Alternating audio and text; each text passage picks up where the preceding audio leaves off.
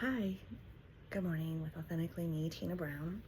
And I have recorded this 4 times now.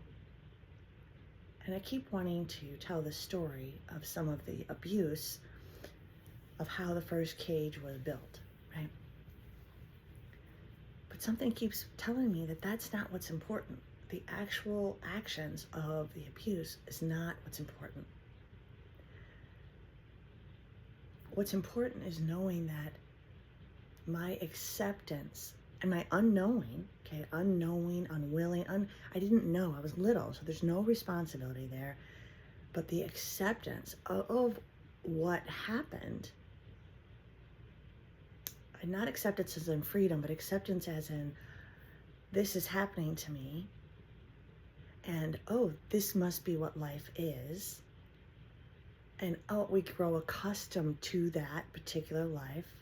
For me, it was abandonment, it was confusion got very comfortable, abandonment got very comfortable, being locked away and feeling alone got very comfortable, comfort with objects like my Barbie dolls. They were safe, they were comfortable. So it's like this, what happens is all these little piece parts are happening, and there's something in the psyche in the child that's happening to, that starts grabbing these things, whatever is going to create that comfort. And unfortunately, or fortunately, at the time it was probably fortunate, right? That's how I survived mentally, is to get comfortable with the uncomfortable, right? And then all of a sudden, we're surviving the uncomfortable, right? It's like and then what happens is we carry that uncomfort with us, and then it becomes this old shoe, this beautiful old shoe where all of a sudden being alone and trapped feels normal. Playing, I'd rather be with inanimate objects than real people becomes normal, right? Being alone and yearning, though at the same time, to be a part of that friend group standing over there at the corner becomes normal, but too afraid to go interact with them. That becomes normal. Going to music becomes, normal. So that these things become normal. Hiding in closets and small spaces. I used to lock myself in bathrooms, right? Because it was small and reminded me of the closet. Became very normal when I was afraid. To run away from issues and problems became normal. Now, I'm not saying any of this is healthy, but I'm saying that these are the first bars of the cage, right? And we can put any scenario in it. Being a starving child, man, that actually becomes normal. And so when we get older, right, we're likely to do that same stuff to ourselves, because that's an old shoe that we're living in, right? So my issues in the beginning when I was young happened with my mother. That's what I remember. I don't know how much detail is really based or necessary. The fact is that these are where beliefs started, and that's why it's important, right? It's important that I say, yes, that happened to a little girl named Tina, right? But what's more important is looking at it and going, wow, this is where I created belief systems and things that I believed were safe, what security and safety looked like, that all occurred and started happening during this trauma. And so in the beginning, all these things were occurring, like being locked in closets, living in apartments that didn't have any furniture, remembering some pretty traumatic experiences with just being unsafe. Nothing felt safe, nothing. A lot of change and flux and going, and that kind of happens when you have a mom that's an addict and has mental issues and all this stuff is going on, right? And I'm not saying my dad was perfect. He did not know where we were, I don't think. I don't remember him in these time of years. But I do remember is building a couple core beliefs that I want to go over with you. And I want to ask you to go back in yours and say, don't just concentrate on the trauma of what happened, because it's not about the story. It's about looking at the story and saying, what beliefs did I create? Did I pull out of that story that I created as a solid belief system that may not be true, that we can look at? So and I'm a social girl, right? Anybody that knows me knows I'm really bubbly and blah, blah, blah. But see, I would tell you, there are some people that would say that I'm angry, that I'm aggressive, that there's other things about me, that I don't like people, and those things actually come from the cage. Interesting, right? There are piece parts of me that come from the cage, this part of the brain back here. And there are piece parts of me through growing up that live up here. It's the adult me that says, it's probably not real, right? But it's taken a long time to get there, right? To unravel those two pieces. And so things that I became very comfortable with were isolation. Even though I really longed to be loved and a part of a group, and I love to laugh and games and have friends and all that, but it was so unsafe. There was a belief in me that that was really unsafe. And so this little mind back here said, oh, no, no, no, you can't do that. Don't do that. We can't do that. But yet then I would feel left out, and I would feel alone, and I would feel isolated. There was a lot of hypocrisy, a lot of this way and that way and confusion. And I'm so grateful today that I can be aware of that, right? And go, oh, that's not quite real.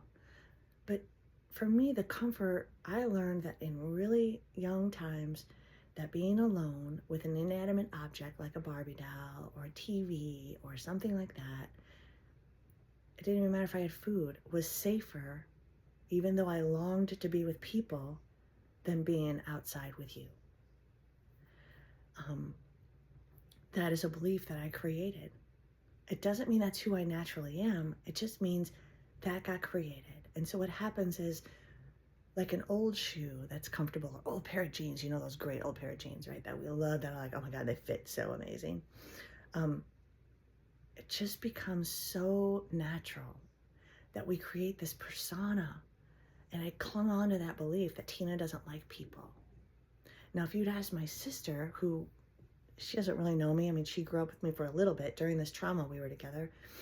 She would say, oh, you were so social, you could make friends with anyone. But see, she wasn't around during the after effects of the cage, which was, I didn't know how to make friends. I didn't know how to tell the truth because I lived in an imaginary world, because that's what the cage created, the actual cage that was put on me, not the one I chose. So by the time I hit junior high, or by the time all this heavy trauma stopped, and my dad had me, I was already very comfortable in a world that I made up in my head, playing make-believe, lying. I was so embarrassed that my mother left me that I would lie and say she was dead. And then ego set in, all these things. And then, you get caught in lies, and it just goes on and on and on, and it just kind of perpetuates like a ball that rolls downhill, None of it was done on purpose, right? All of us that go through this trauma at our young age, we're surviving, right? We're surviving, and we're comfortable in the old shoes, and we don't even know any better. So at this stage, the trauma cage, even though we're not in the actual trauma anymore, is still the main character of what we are. The roles that we play lie within this cage, and we don't even know why we do what we do or what we're doing. And thank God today, there's awareness in adults today, and people are very aware of this. So, there's books out there, there's therapy out there, there's EMDR out there, there's so many things. So we don't have to allow the children to live in that belief system of being unloved, and silence is better, hiding your true self is better, safety, all these things we don't have to do anymore, and I'm so grateful, right? And so the change is to acknowledge the belief and go, oh, I see that was a belief. And then I go, oh, are beliefs real? No. Beliefs are what I choose to believe. So I can go back and look at that and go, wow, I see that as a belief. And beliefs are this floaty thing. They go, ooh, I believe this, I believe that. You can believe anything. I could believe this room is black right now, as dark as night. Is it true? No, it's not true. It's light, right? But it doesn't matter. Beliefs can be so strong that they can control the whole mind. All the thoughts, when they're centered in these false beliefs, can be so destructive. So destructive. And so I challenge you today to watch those beliefs. Let's watch those. What are we really believing? When something comes up and we go, oh, we cast a judgment. Let's pause and go, is that a belief that came from a cage? Is that a belief that I'm better off alone because it's safer? Is that a belief that I'm better off not loved or not loving because it's safer? Right? Where and what are those beliefs that we are clinging to that perpetuate the emotional cage of that trauma? And we create it. Now I'm responsible for that. And I don't know about you, but no way. I don't want to be there anymore, right? I don't deserve that anymore. Today I realize that those beliefs are just beliefs that I made. I didn't even make the beliefs up. The psyche did it for survival, right? The mind is of its own will sometimes. It thinks what it wants to. It does what it wants to. It creates whatever it needs to survive whatever is happening. So today, I remove from you any responsibility of the initial trauma cage. We're going to take that away. Whatever beliefs formed in that, it's not yours. Your mind did that. And so instead of being angry with our mind or the trauma, you can do it with me if you want to put my hand on my heart. I'm going to say, thank you so much, mind. Thank you, thoughts, for giving me whatever beliefs I needed to survive the trauma that I experienced and allow me to be where I am today. Thank you. I love you. I appreciate you. But you're not real. You're not real. The truth is not a belief. Beliefs are not truths. They're just beliefs. I appreciate what you did for me, mind, that you got me through that sane and sound. And today I want to know the difference between a thought and the truth.